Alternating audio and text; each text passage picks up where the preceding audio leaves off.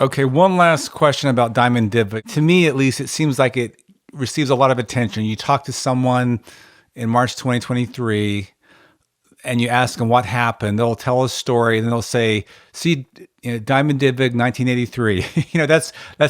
They'll default to that. And I guess my question to you is, why is it so persistent? Why is it so popular? Why has it become the default story people often tell? Now, obviously, you don't, and your colleagues, and a lot of, as you mentioned, a lot of economic historians do not.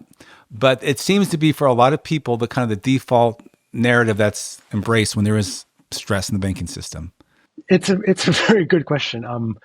I think on the one hand, if a car is racing down the highway and it crashes and hits a tree, people might say, well, the car crashed and there was a really bad accident because the car hit the tree.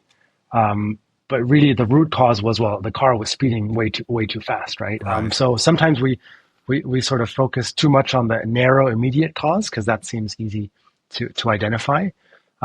Historically, I think there's also the perspective that in a way, Diamond-Dybvig kind of exonerates the banks and the mistakes that the banking sector has made in terms of rapid lending growth, poor decisions, too much risk taking, by saying, look, there's factors that are outside of our control, like these runs that happen when depositors panic, and that's not necessarily because the banks made poor lending decisions. And so I think that narrative has always been there and been helpful to try to some extent exonerate banks and also to provide more protections for banks, even though I think it's, in terms of understanding, especially bank failures, it's quite ahistorical, even in the period before deposit insurance.